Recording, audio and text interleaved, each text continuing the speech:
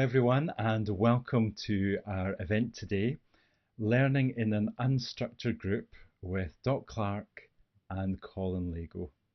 Dot and Colin, a warm welcome to Online Events. Thank you, John. It's lovely to have you both here with us, and it's really nice to have the three of us online together. We don't often do that, so yeah. The miracles of technology. And a warm welcome to everyone who's joining us on the website. It's great to have you here live with us. Sandra's also in the chat room, so just say hi to Saz. If anyone's having trouble with anything technical, we've got a little blue button at the bottom right-hand corner of our website that says Chat with Online Events. If you just press that button, you'll get straight through to Sandra, and she can give you some help. And we're hoping, if you can and if you want to, please come into the chat room. Colin and Dot are up for the conversation tonight, comments and questions, and yeah, being in an unstructured group together, I guess. But maybe to get us started, we often like to ask where we're located because we're all online. So Dot, maybe could we start with you? Could you give us a sense of where you are? Geographically, I'm in Auchtermuchty in Fife. So although you're also in Scotland, we don't see each other that often, John. We don't. Here we are. We're meeting in this way. And I also, although I have been working with Colin, I don't see Colin that often because of the geographical distance. So I'm in Auchtermuchty in Fife, and the sun is shining this evening, and all is well. The rain was raining this morning, and it's dried up. And that locates me. I'm sitting in a tiny little room at the top of my house, feeling slightly nervous at doing this new thing that I've never done before. Yes. Your first time, I guess. My first time. I'm looking forward to the next hour and the chat. Yeah. And what a great Scottish name for a place, Auchtermuchty. It's just fab. Auchtermuchty. Yeah. Good. Thank you, Dot. And Colin, you're a little bit south of Dot and I. Just a little bit, yes. I'm in Sheffield, and I'm in a downstairs room, a room I use for interviewing when I'm working with clients or supervisees. Yes, so Sheffield, I don't see either of you often enough, which is my loss, really. I've always enjoyed the interactions I have with the two of you. But anyway, that's not of much interest to people watching, but I just wanted to say that. Yeah, but I guess there is a relevance in the sense that we're all colleagues in Temenos, aren't we? And yes. Dot and Colin, you've been running the supervision course together for the last year or so, and we thought, well, it would be great to have this conversation about the style of learning that you both engender and facilitate on that course. To give a little bit of context to that, I wonder if you might each say a little bit about your journey that's kind of contributed to working in that way or in those kind of groups. Do you want to go first, Dot? I'm happy to say a little bit about that, and I also want to say that I am very conscious that if I get into my journey towards this way of working, it could take me into all sorts of directions and experiences and routes. And in fact, I'm just going to say that, John, so that if I start going on for too long, interrupt me. Okay. I feel as if the bit of this evening that I'm really looking forward to is being able to talk about the kind of the experience of offering training in this way, which is what I'm more interested in. But I think the two things that I would mention are an experience from, for example, my years. I had quite a long time training as being part of the training team on a diploma in counselling at Strathclyde at Jordan Hill. And it was always a tension for me in that setting. And for more than me, you know, for a lot of the people involved in that kind of training, holding the tension between the requirements of an institution and the the setting and the context for the training, and trying to hold the possibility of responding to people's needs in their learning, to invite that kind of curiosity and engagement. And it was really tricky in a university setting. And alongside that experience, I mean, I could talk about that for quite a long time, the trying to hold that tension and finding it extremely difficult. But alongside that experience, it was really important for me for quite a long time in my own personal development, going to residential, full-on, unstructured groups and finding that that was hugely important in my own development. The experiences of that intense context for relating. Now, they didn't necessarily have an educational agenda with them. They were just an unstructured place for meeting and contact. But it's such a rich environment. So I have these two parts of the kind of tension held in qualifications if they're going to end up in educational institutions, but also the rich environment in holding an intense residential place for meeting people and being in relationship, and the strength of learning that can come out of that has been really important for me. I'm going to stop here. Thank you. It's so tantalizing to both of those experiences. Yeah. So thank you for giving us a sense of what's been really important to you, Dot, about those two things. And so, Colin, I can see you smiling like there was some things that you kind of had in mind about your experience. Yes, just a couple. And in fact, while Dot was talking, of course, another one came immediately into my head. And I suppose that, for me, was one of my formative moments, possibly, or transformative moments, was when I was lucky enough, and it was such an accidental process, that I ended up training to become a full-time youth worker in the 60s as a result of a government report saying we ought to have more people working full-time, working with young people, the whole process of social education. And I was 22, 23, got accepted to do this one-year training course. And in the college library, there were just 120 students. Fabulous experience where we had one guest lecturer a week. The rest of the time we were in groups, seminar groups, tutorial groups. So that was a really exciting process, because I began to find through that process, I think, my own voice, my own feelings or attitudes or responses. But what I was going to say was, in that process, in the college library, I found some books by an author whose name I then proceeded to forget for 7 years, but who talked about unconditionally prizing the other, striving to understand the other as if one were them, being authentic in the relationship. And I based my complete 5 years of full-time youth work in the East End of London on this geezer, using an East End parlance, because I'd forgotten the name. But those books, more than any youth work books, were powerfully influential to me. I then got a job teaching in Jamaica, and based my teaching, probably naively, but my conventional teaching, or trying to be a teacher after being 5 years of youth worker, it's not an easy transition. But again, based on those principles of relatedness. And of course, you know that I'm talking about the writings of Rogers. But there was something about Rogers' inherent faith in the wisdom and potential of others that I think underpins the rest of the work I've done in my life, but certainly in terms of the particular context that Dot and I are talking about tonight. And for us, it has its currency, or its current currency, in the supervision courses we're now running. That's the medium through which we really strive to offer a real opportunity to the participants of unstructured learning. But of course, they've come because it's about supervision.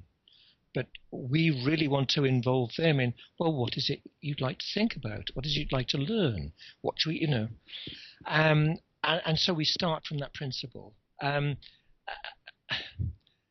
was going to say a couple of other things. They're now less important, because I think I've established something about, in a way, for me, where those origins have never gone away. And I suppose my working life has just given me lots of increasing evidence of the power of unstructured situations, and particularly, of course, when they're going well, it's evident. When they're not going well, they can be really hard work and, negative group dynamics and so on. But they have such potential for all of us in which to explore how we relate and what we know and how we can exchange our learning. Yeah. That's enough. I'm on a roll, so I'll shut up there. Colin, thank you for that very formative experience and making contact with that geezer, I guess. Yeah. Carl Rogers. And yeah, really appreciate that. And kind of just giving us a little bit of sense of the supervision course at Temenos. It's an unstructured learning environment, which is really unusual in education now, to say, right, well, maybe a really helpful way to garner resources and expertise is to be together without an explicit agenda or menu of things to work through. And because there is an explicit agenda in that we come together in that training with a shared interest in thinking about supervision.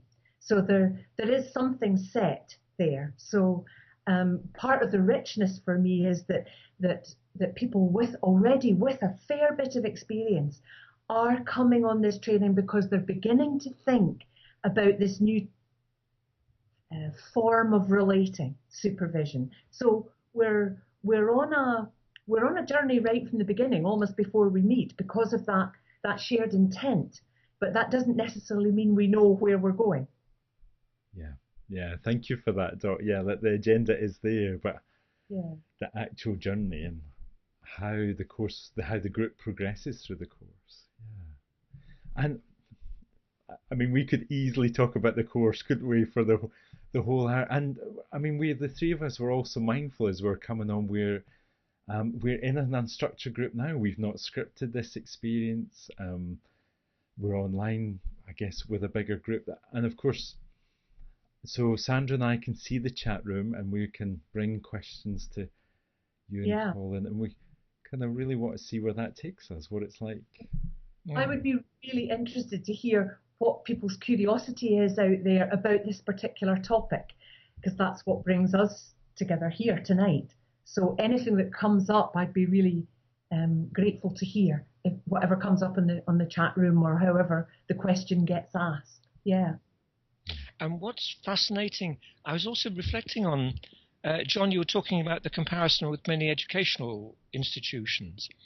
And I think what's fascinating for me, and Dot and I, when we've had conversations, when we look back on the notes of the kind of things that the supervision training groups have explored, the agenda or the curriculum we have covered is absolutely enormous.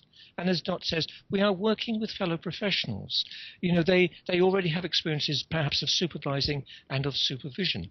They have experiences of complex therapeutic working relationships.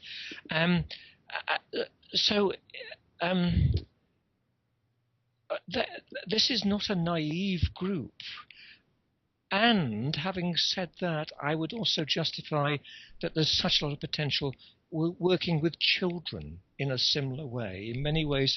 What is it they want to learn? Not what is it I want to teach.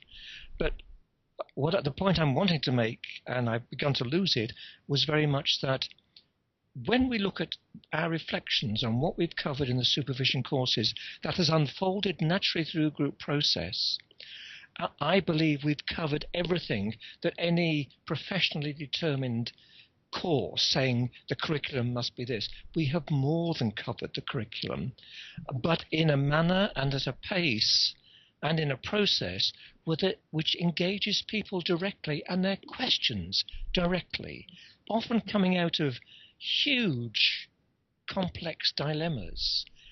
And so it's a very powerful personal learning process driven by personal curiosity, personal need. I've said that with quite some passion, but I really believe it. And yet we could stand up to, yes, we covered that, and we covered that, and we covered that. It's extraordinary, the richness of stuff we cover, but it's from this trusting the group that they know what it is they want to learn. Mm-hmm. Mm-hmm. Yeah, thank you for your passion in that, Colin. It's just so powerful, like you're saying. So there's nothing missed out, but in that kind of way of learning, it's like, what do we need to learn comes out too, not just what needs to be taught. It's like, what do we need as practitioners to take away? So it becomes a very tailored and bespoke experience also.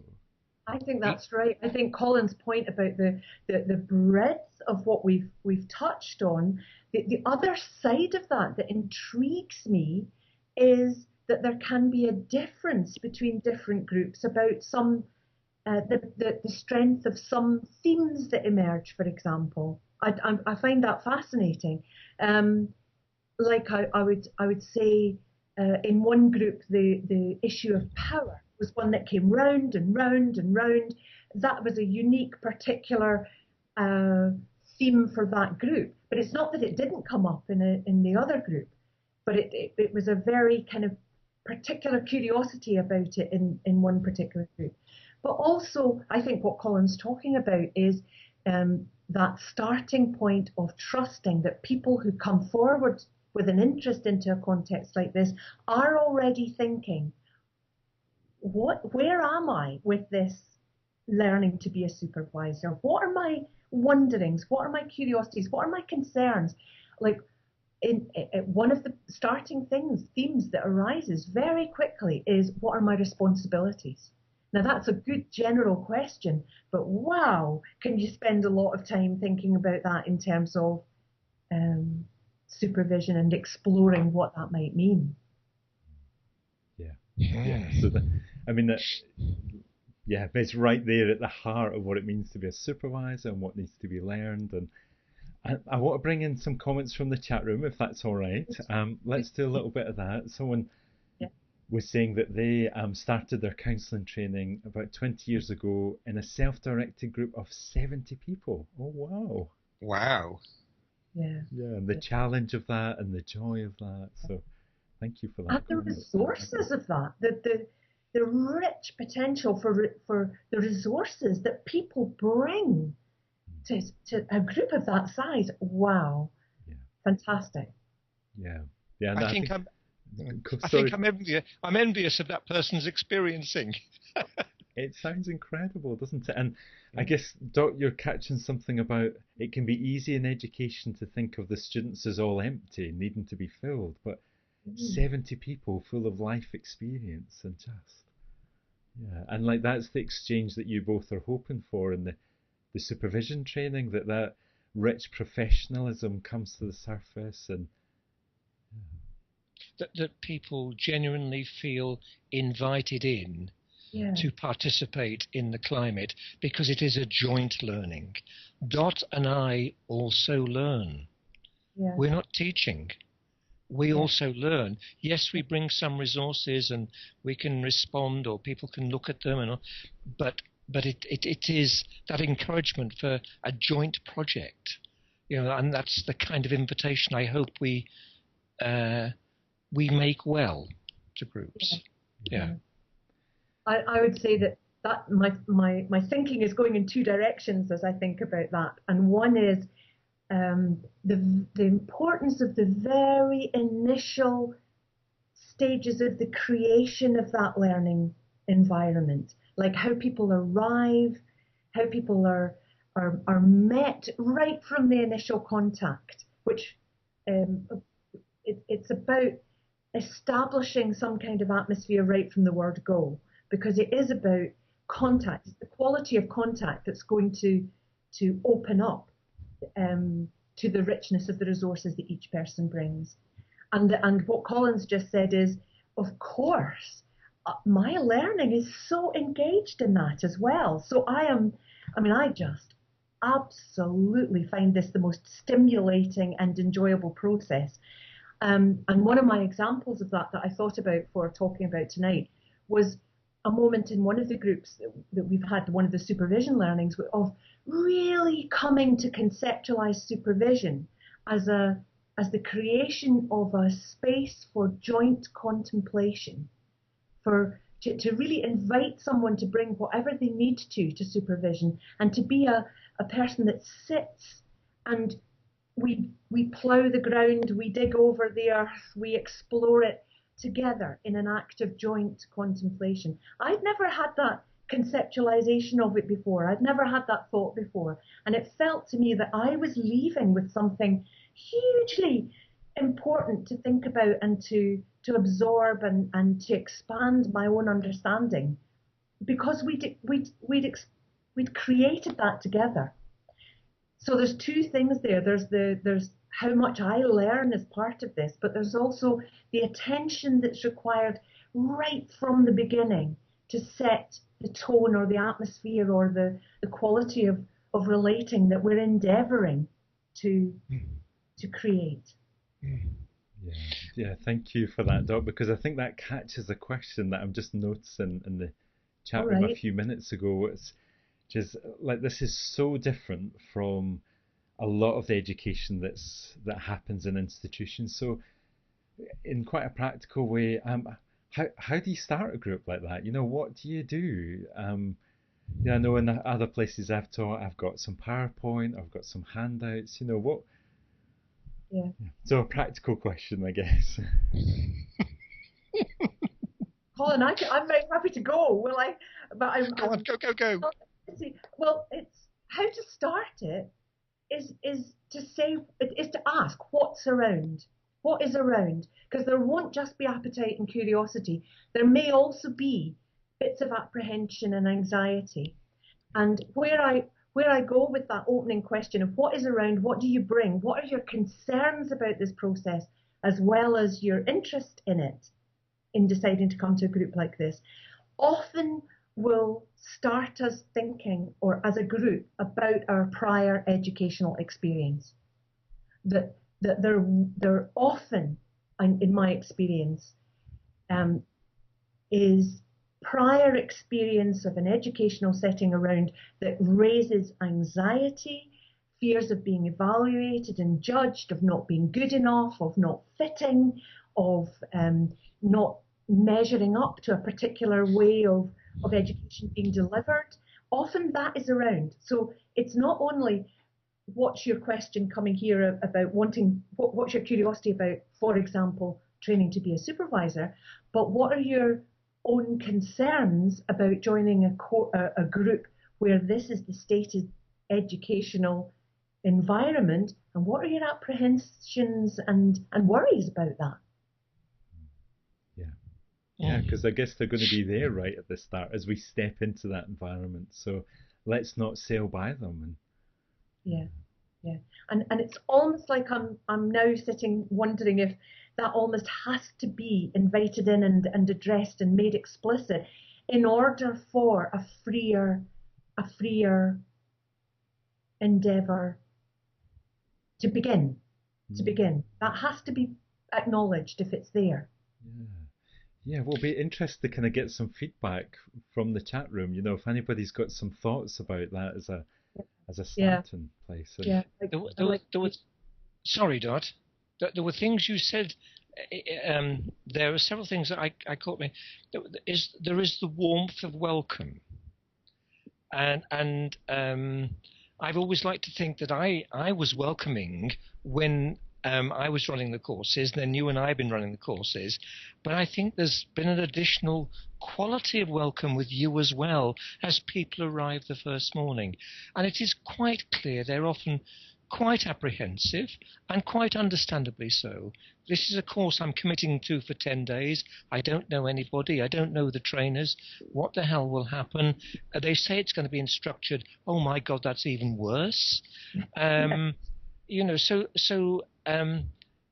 I suppose it is about trying to create, I know Rogers talks a lot about it and educators talk about it, but trying to create a climate in which we dare to come out beyond our fear. And of course, sometimes what comes out over the duration of a course are deeply buried previous negative experiences of learning. And so, and sometimes they will pop up on the 9th day, or will pop up in people's writing way after the course, that, of things that have inhibited them from daring to fully express, well, this is what I'd like to learn now, or what I like to, or can I tell you this, and will you receive it, or will you be critical of it? But I think there's something in that welcome, and there's just a couple of other things that I love. I loved it recently when I came across the etymology of the word to educate, or education, which I think is educare in Latin, which means to draw out. It's not to shove in, not to put in, but to draw out. And I just love that. And of course, Martin Buber, the German philosopher, talked about education as contact. So I guess welcome and real contact, but with, we're talking about, it's easy shorthand to talk about Roger's conditions, but they are very powerful, I believe, as elements of trying to create a good enough working climate that the group can really begin to function and choose choose where it's going to go, what it's going to bring. And at the same time, I don't want to ignore that we actually do bring along 2 casefuls of DVDs, case studies, ethical statements, handouts of all sorts. So we have a lot of resources available, but none of those are imposed upon the group. But there are resources available for the group to use if, as and when. And I don't know whether that also replies slightly to the question, John, about how to balance resources and ambience, or group process or something. Yeah, well, thanks for saying that about the resources, Colin, because it's like you're not saying, well, baby out with the bathwater, in the sense, no resources, just let's kind of skydive into this almost, but it's like both. Resources are important, but there's a particular kind of environment that can be really helpful. And just noticing, I think some comments from some people who've been on the course in the chat room, so it's great to have you here with us tonight. That's frightening. Yeah, well, making some comments about how terrifying or petrifying it is to step into that environment. And I think that was my experience also when I did the supervision course with Temenos a few years ago. And also a comment, just thinking about, well, not sure whether it needs to be invited in, but it has to be welcomed. That educational experience. So I guess it might be there at the start, or I guess it might emerge. So this is an interesting conversation, I guess. Where does our history sit? And someone else was saying, well, it's not just in education. Our experience of being in society is. Yes. Yeah. Is not necessarily to be trusted in this way, to be trusted to follow your curiosity and trust it that it will take you where you need to go. And of course, the welcome to whatever might be people's apprehension or prior experiences there. But again, that thing of it doesn't need to be put on the agenda as day one, this is what we cover. It's not about going about it in that way. But I guess for me, it's just holding it in my awareness that might be around for people.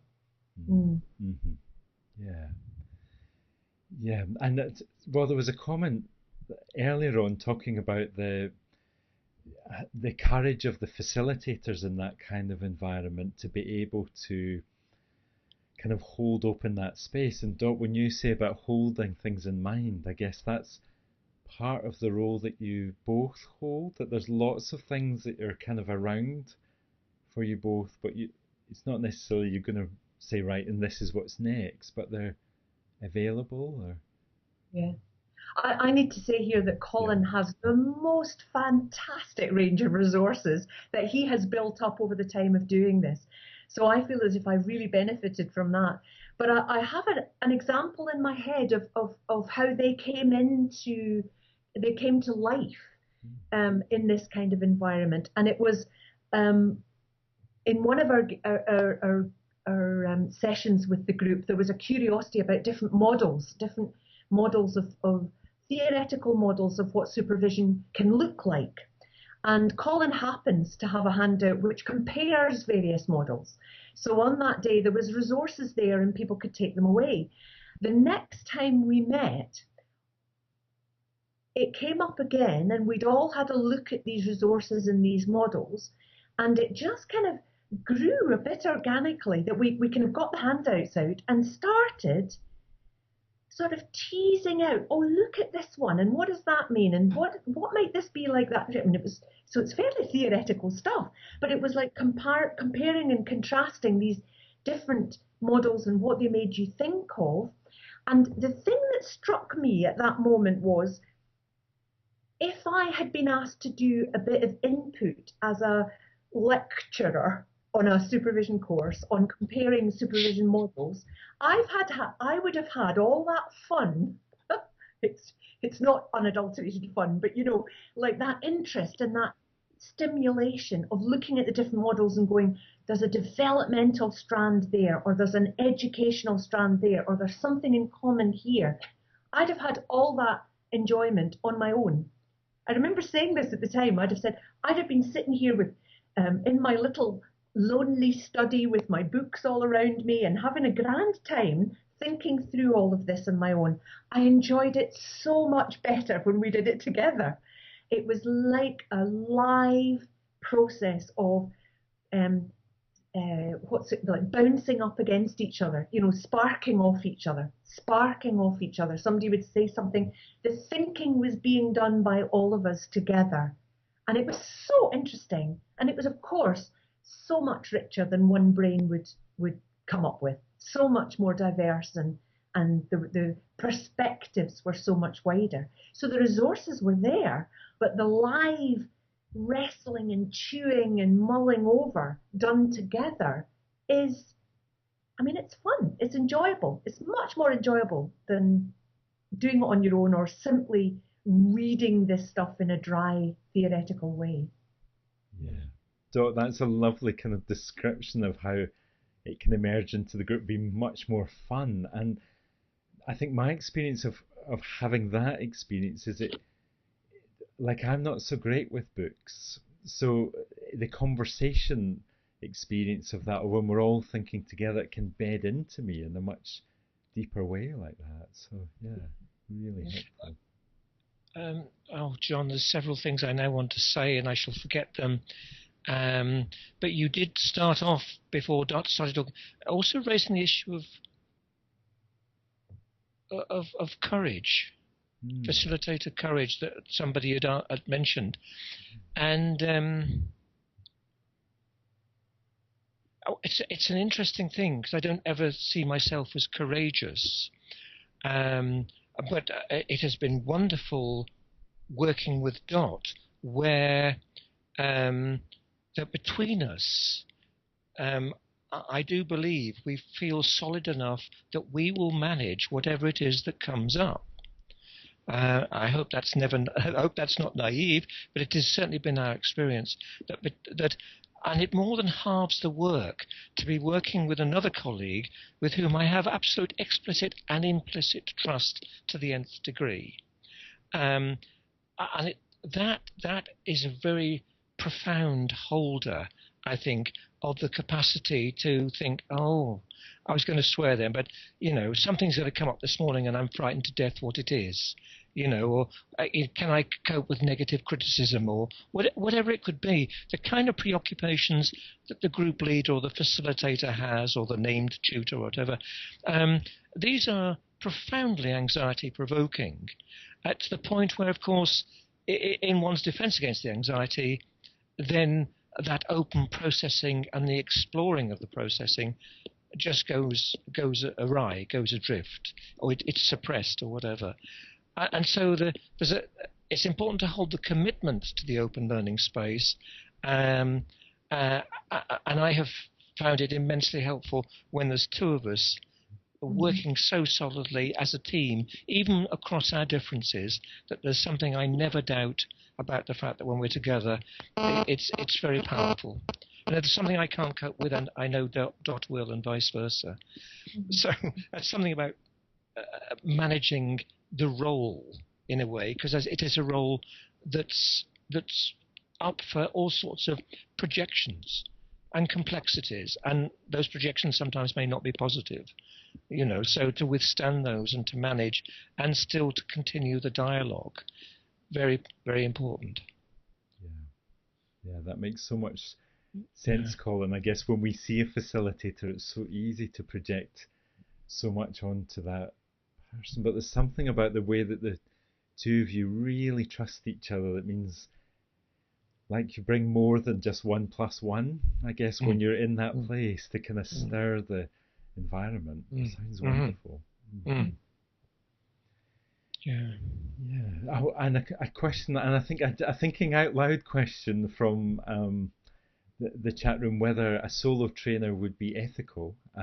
Just a thought, don't know why I'm thinking that. And I know we've done different things. Colin, you've worked on your own for a bit on the supervision course, and then having Dot alongside you's just been fantastic. And yes, I ran 3 or 4, I think, on my own. But it's a very different experience. Certainly my anxiety levels were much higher on my own. So I often joke, and the course participants often joke with me that my suitcases of resources, I say to them, are my defense mechanism. If the course is crap, you've got something to take away with you and read. But there's something. It's my own joke about myself, but I know I think if I've got the resources, they help me to stay solid, I hope, grounded in the unfolding process. Yeah. But we have recall or recourse to them if we require them. Yeah. Something like that. Yeah. Like, I think that's whether we name it courage or, like, I think when we step in with supervisees or with clients, that not knowing what's happening next, there's a kind of natural human, well, for me anyway, kind of intake of breath. Yes. That as we step into that unknown, and I guess the supervision course or those kind of experiences is partly about, well, how do we hold our anxiety and also have resources to be able to be there with each other, whether it's a client, a supervisee, a group. I really appreciate that comment in the chat room, thinking out loud, because here we are in an unstructured group. So I want to say thank you very much for that comment. Yeah. I was thinking about also one of the interesting phenomena that we've experienced is that the course, we really try to hold to these principles, and so there is no insistence on any piece of writing being submitted. We don't assess anything, and there is no requirement to produce a written piece, which would be much more consistent with conventional education. Nevertheless, we do explore the conversation, and we understand that UKCP began to think about some years ago that if they began to accredit supervision courses, then one of the or people who've done them, they would be asking participants, well, what course did you do, and did you have to do a piece of writing for it? And so we share this with the participants in the sense that saying, we do not demand any written piece. We hold it that it's enough for you to have been here for 10 days. But if you would like to write, we would be delighted to read it and enter into dialogue about it and so on. And quite a few people have said, I came on the course because I didn't want to write anything. I'm not an academic writer. I don't learn that way and don't process that way. Who have then ended up writing the most wonderful, moving pieces, completely not demanded. There was a counsellor, John, that I was talking to on Friday. You hadn't arrived at this particular meeting. His name was Chris Duker in Sheffield. I do feel I have to name him because he was talking about choice and voice, or choices and voices, and how fundamental he feels those concepts are, and which counselling has the potential to free. The people choose what they wish to bring, and they are invited to bring what they need to bring. And the suppression of choices and voices he was articulating is for him is the start of oppression of the personality, of the psyche, and I guess to some extent we would all agree with that.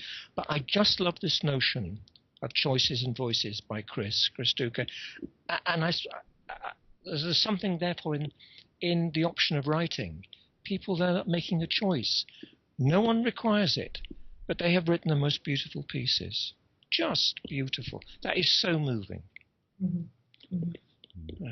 Yeah. I think that's a really good example, Colin, of I think Keith Tudor writes at one point when he's writing in the Handbook of Person-Centered Approach about the place in this form of learning of holding an awareness of what is required by the profession, by educational requirements out there, holding it in awareness, but not in an oppressive way.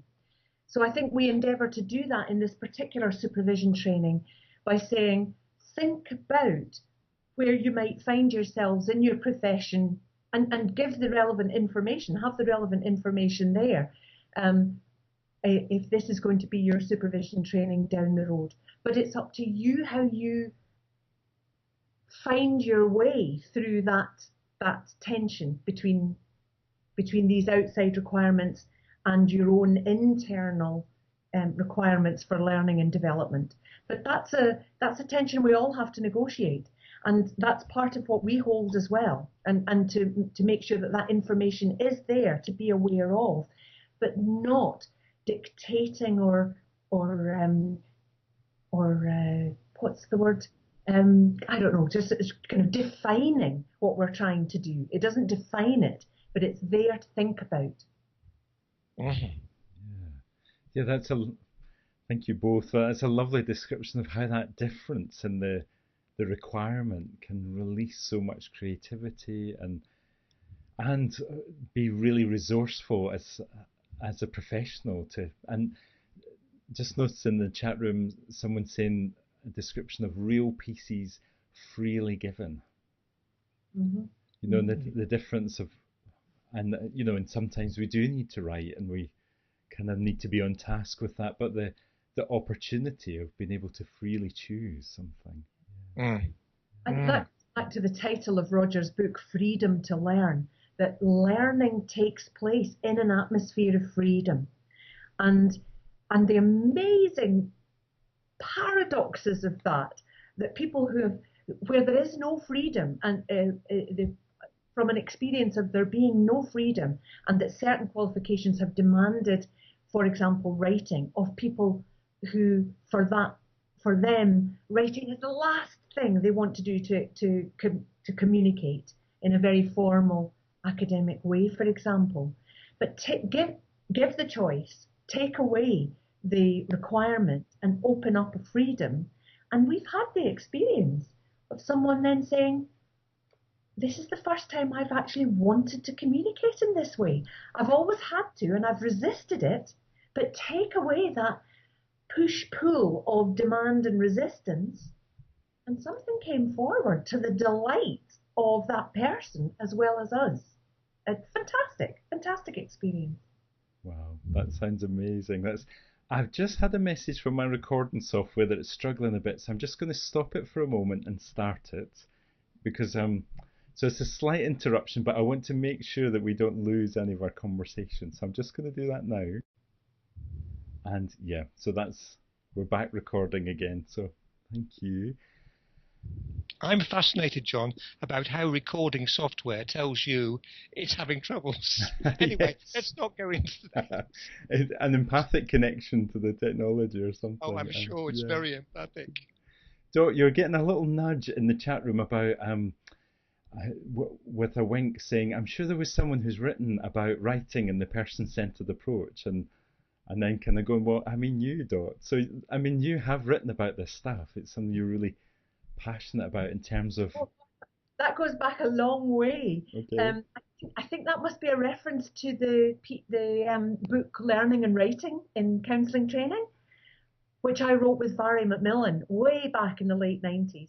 But yes, the whole topic of education is interesting to me because although I've done things throughout my life with from, I don't even want to go back there. You see, catch me, John, before I Okay, talk. well, you did a great job there, Dot. But I have noticed that always, no matter whether I've been involved in history or banking or later lecturing in the area of economics and financial studies, teaching has kept cropping up for me. So I'm interested in it. I'm interested in the dynamics of it. So way back when I was actually in student counselling at that time, there was an invitation to write about this process of learning and writing, learning and communicating your learning in counselling training, when you're trying to bridge that gap between, or bridge the worlds of experience and the personal development and personal experience with a world out there of theory and ideas that has accumulated over time. And all of us are always trying to do that. Yeah. Well, thank you, Sandra, for popping the link to Dot and Vari's book into the chat room. That's great. Oh, wow. Dot, can you just say the title again so we've got it for the recording? Learning and Writing in Counselling Training, and I think it's Sage publication. 1998 it was published. Colin, are you looking for yours? Yes. Excuse me. Have you got it there on your shelf, No, Colin? I'm also looking. No, I know that one. I'm also looking for. There's another book, Women Writing in the Person-Centered Approach, and that was edited by Irene Fairhurst. Yeah. Wasn't it again in the 1990s? Yeah. And actually, it's fascinating because I also helped to co-edit a book called Writing Cures, which right. took a whole series of chapters looking at different people's uses of writing, reflective writing, and the power of personal writing and stream of consciousness.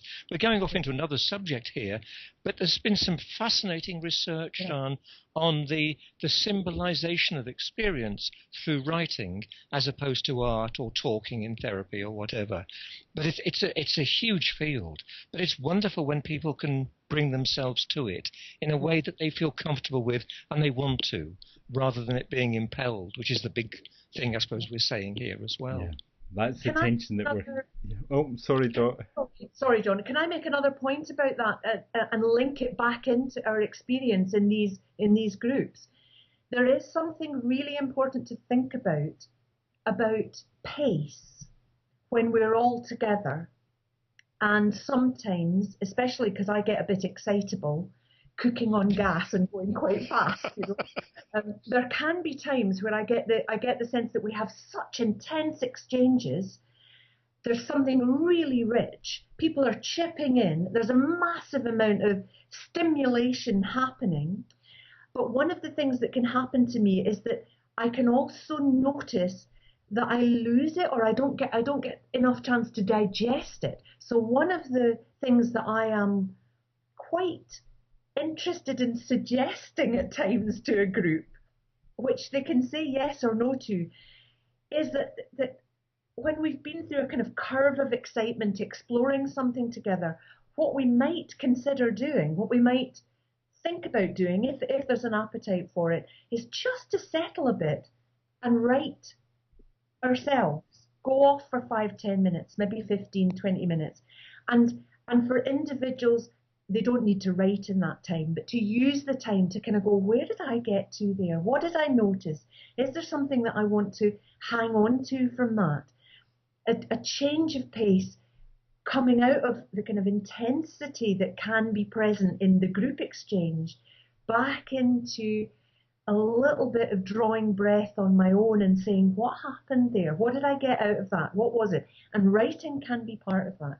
And that's a kind of writing to me which is much more akin to a kind of creative writing, which is what I've been interested in for years and I love to do as a way of finding out what I think if I jot things down. But it doesn't need to be for anybody else's consumption apart from my own. And it's not everybody's way of doing it, but it can be an offer which is part of attending to the change of speed in a group. and giving us a bit of digestion time. So that brings me back to the experience of being together in a group that's learning together, in the way that we're trying to talk about here tonight.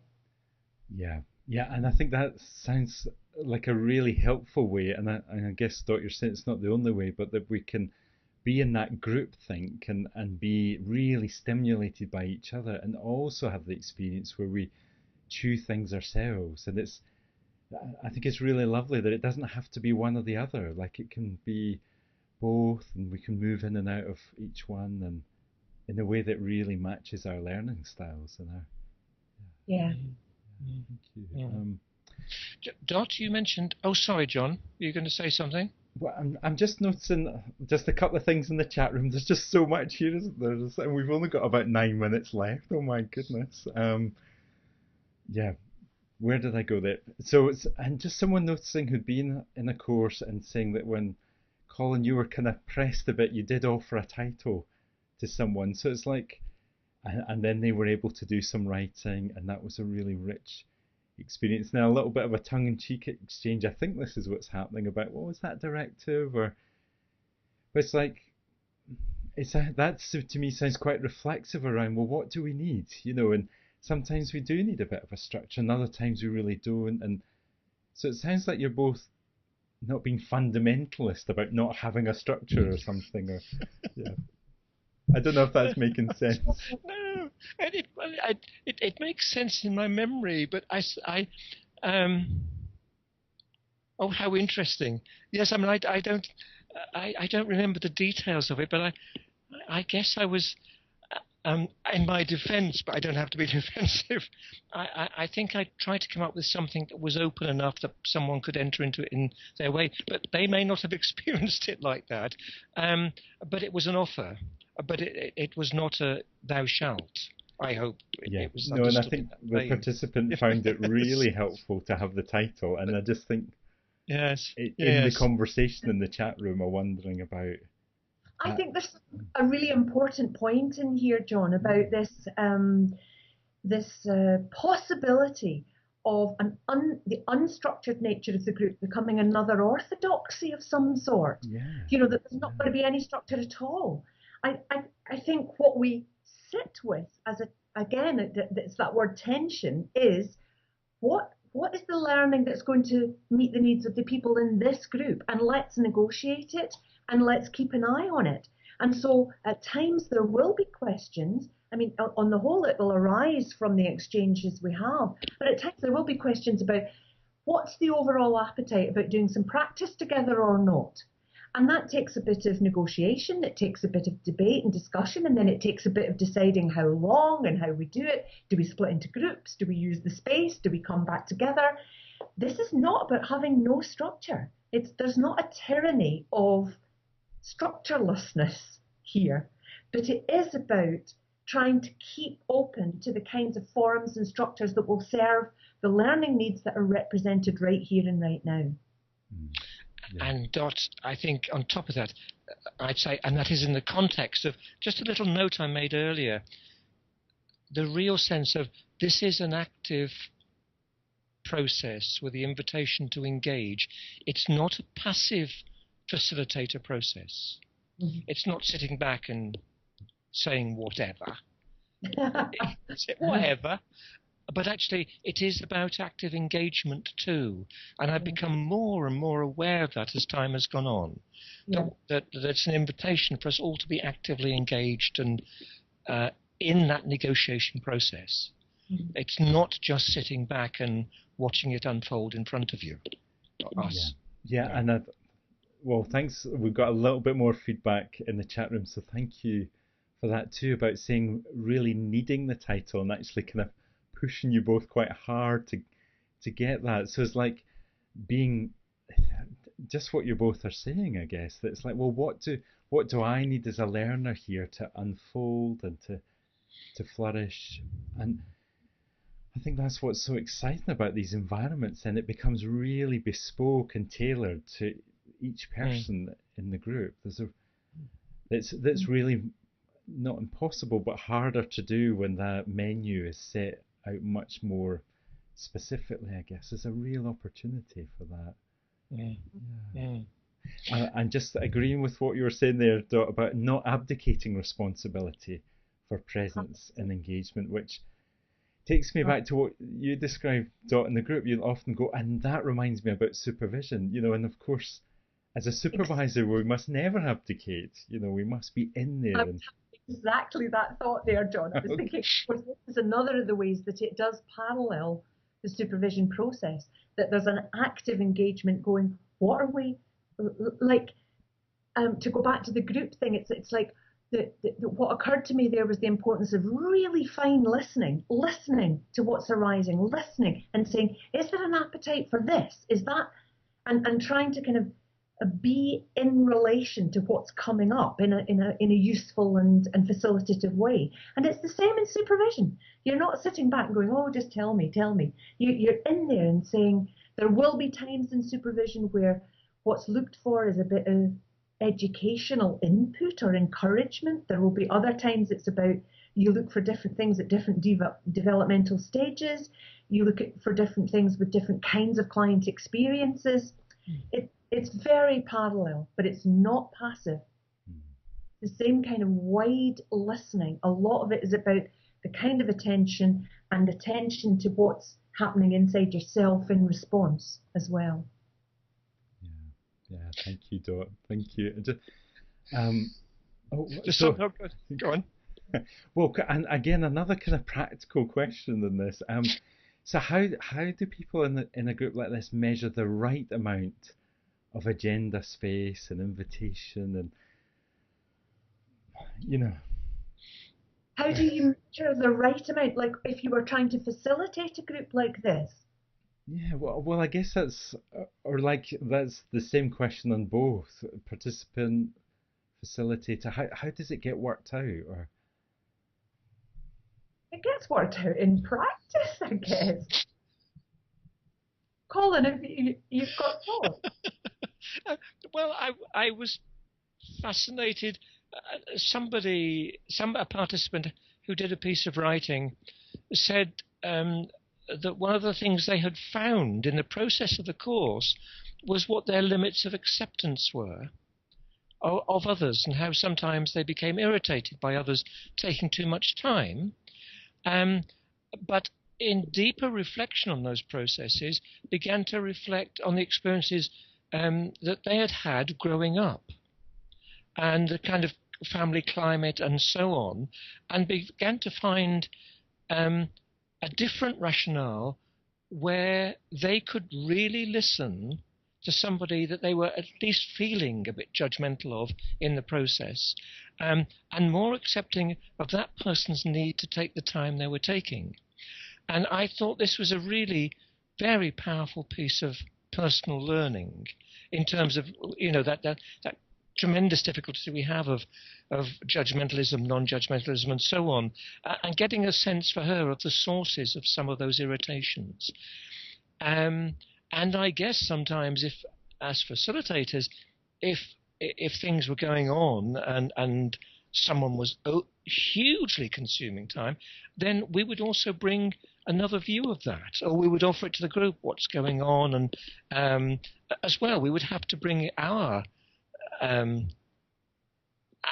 reflections on what was happening as well, in terms of, again, it becomes part of then a group process of deciding, if somebody was, I don't know, vastly exceeding the demands of, and you as a facilitator began to sense both that in yourself and in the stance or the non-verbal behavior of others. Again, it's about being active in the process and risking. There's no doubt it's potentially risking as well, but it's a very important element. Yeah. It's like these kind of questions can come up. How do you do this? What's the right balance? And I know it sounds really evasive, but you know it in the reality of each group, because it's going to be different. The experience is always different, but there's a kind of self-directing experience that can go on where you think, and it's trusting your own responses to all of that. Somebody's saying, what's the balance between input and letting the group free flow, that will be worked out in that process of dialogue and debate and discussion. And if there's a feeling of things getting out of balance one way or the other, as Colin's saying, it's about having the will and the commitment and the involvement to say that as part of the process that's trying to unfold. And that I suddenly thought, of course, what's important is therefore it's important to have a patience with the process, because the process itself then becomes, what we're arguing is the enrichment of the course. Whereas I've known that for many, going through the process is frustrating and irritating, because it's as if they never get to the goodies, they never get to the content. So I think there is a recognition that it is the very engagement in the process that leads to all of this, and so it's important to be open to that processing as well. Yeah. Well, thank you for catching that too, Colin, the kind of frustration that we can feel in that experience. And just as we're talking about this, I mean, I know the three of us have talked on the kind of Temenos roadmap or whatever, that we'd love to kind of have some experiences where we could come together in the room, as a group, and think about what it's like to be a facilitator and to hold those different tensions and how we work things out with a group. So maybe one day we'll find ourselves with that invitation to offer people to come together and think about that. It's 2 minutes past 8 and we almost never run over at online events. We really try and hold that time, but it's... Dot, you look really shocked. Are you having the same experience? The time was getting to the end. It's so hard to shut Colin and I up. I can absolutely imagine. No, it just feels like there's so much to think about and talk about. It's gone fast, yeah. It has. And there's been a whole range of comments from people who experience you both as facilitators that have been really appreciative of the work that you've both done and kind of added to grow. So thank you for those comments, and I wanted to let you both know that, and I've not been ignoring that stuff too, but there's just so much to respond to. And thank you to everyone who has joined us and participated in this unstructured experience. It's great to have some of you been to Temenos and experienced the course, and if you haven't, I guess that invitation's there, or to be in the thinking about this kind of environment. It just doesn't, it's not that it happens only in Sheffield. So, And Dot and Colin, thank you for taking time out of your evening to spend an hour with us and to think about these things. It feels really valuable. Thank you. Pleasure. Thank you. Very welcome. And I know we've got another date in October that we've kind of ring-fenced and thought that we might come back together and talk about more. So hopefully we can hold on to that date, and the discussion tonight will kind of spill over and we'll do some more together. Yeah. Thank you, John. That'd be great. So thank you both. Thank you to everyone who's been with us online, and to Saz also, who's taking good care of us in the chat room. Really appreciate that, and we'll look forward to seeing everyone at our next event. Bye for now. Bye, John. Thank you.